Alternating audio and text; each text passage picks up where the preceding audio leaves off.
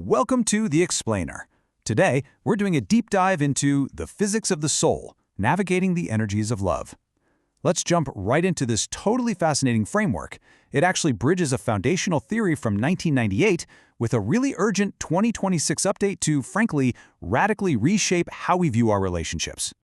So, think about this for a second. What if love isn't just some mystical, unexplainable emotion? For centuries, writers have tried to pin it down, usually leaving us totally confused in a sea of feelings. But if we shift our perspective and look at love as a literal physical force, a measurable vector energy with intensity and direction, it changes the game completely. We suddenly get this entirely neutral, non-judgmental way to diagnose the health of our connections. Kind of like gravity or electricity, love isn't inherently good or bad, it's just a force. And how we direct that force? Well, that is the whole shebang. All right, let's move into section 1, love as vector energy, and look at the 4 different states of this energy. Okay, first up we have the black hole. And honestly, you've probably met someone operating in this state. It represents this constant, totally unfulfilled hunger for affection. It's entirely inward directed. Just like a black hole in outer space pulls in all the light and matter around it, this energy state drains everyone nearby. People in this state suck up all the positive vibes from their environment, but they don't radiate anything back out. And the tragic irony, despite absorbing all that energy from others, they're left perpetually isolated and alone. Next up is the blowtorch. Now this is an intensely concentrated energy pointed right at just one person or maybe a very specific group. It is incredibly powerful for sure, but it's also highly volatile. When this energy isn't regulated, it escalates into a dangerous, totally uncontrollable fire. It swings wildly from passionate devotion to intense jealousy. It's an energy so hyper-focused that, metaphorically speaking, it's actually capable of burning the subject alive. Then we've got the dead battery. This is a totally depleted energy state. Picture a flashlight that's been left on too long and just faded out. A person in this state is emotionally disconnected and numb. They aren't exactly happy, but they aren't angry either. They really neither love nor hate. They're just completely indifferent to the world around them. And honestly, living with someone in this state basically means you're living alone. Finally, we have the candlelight. This brilliantly illustrates what healthy love looks like. It's a warm, outward radiating energy. It accepts and actually appreciates all the different colors and lights out there. It doesn't want to own the light in the room, it just seeks harmony.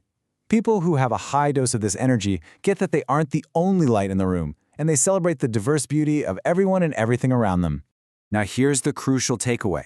We actually contain all 4 of these energies at various points in our lives. You need a tiny bit of the black hole just to care for yourself. You need a little blowtorch to have special preferences for your partner. You even need the dead battery sometimes, just to have a quiet moment to unplug. But it's all about the dosage. The author compares it to cooking a meal. Tolerant love absolutely must be the base ingredient. The other 3, they're just like salt. In tiny, tiny doses, they bring out the flavor. But if you dump the whole bag of salt into the pot, the dish becomes completely toxic. Which brings us to section 2, the blowtorch trap, and a really stark warning from 2026. So this is where things get really fascinating. We're pivoting from that 1998 framework to an urgent 2026 warning from the author. Decades later, looking at real-world outcomes, there's a terrifying trend with that blowtorch energy. See, society constantly romanticizes intensity. We see it as the ultimate romantic ideal, that Romeo and Juliet kind of passion that feels incredibly flattering at first. But the reality? That intense focus is actually a dangerous, controlling fire trap. Unregulated, it's not about deep connection at all. It's entirely about ownership. The author notes with deep concern how easily people are sucked into this. It's called the spiderweb effect. You get drawn in, like a moth to a flame, by the grand gestures and the rush of being the absolute center of someone's universe. But then you're stuck in a possessive spiderweb. And the scary part is, people in this trap will frequently dismiss the desperate warnings from their friends and family, thinking they can somehow tame the fire themselves before it's too late. Let's move on to section 3, red flags of possessiveness and how to spot them early. These mechanics of control usually sneak up on you when blowtorch energy turns toxic. It almost always starts with isolation. They cut you off from your friends, maybe claiming only they truly understand you. Then they reframe their jealousy. They'll actually try to convince you that their anger is just proof of how deeply they love you. Watch out for demands to constantly report where you are, and arguably the most manipulative, the cyclical trap of hurting you and then immediately compensating with physical gifts. There's this ancient proverb from the source material that anchors this perfectly. He who hates gifts shall live.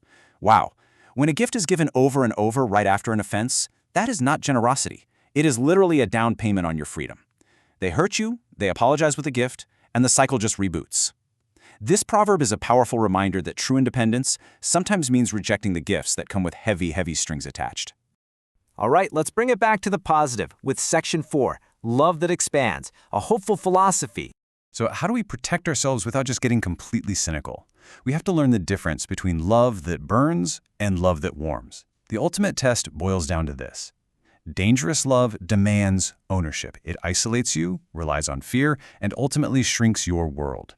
But true, healthy love, it offers real partnership. It gives you the freedom to just be you. It's actually joyful about your connections with other people, and it expands your reality.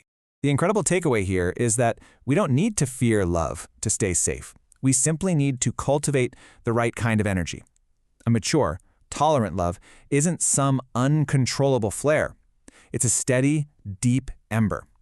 It might not look as theatrical as a blowtorch, but it's the exact energy that warms a home for years and years without ever burning the house to the ground. As we wrap up this explainer, I want to leave you with one final thought to chew on. Love is an energy. And like all energy in physics, it can't be destroyed, but it absolutely can be directed. It can consume or it can illuminate. So, how are you going to wield your own energy? Will you let it become a consuming fire, or will you choose to be a lasting light? Take a second to really think about the energy you're bringing into your relationships. Thanks so much for hanging out with me today. See you next time.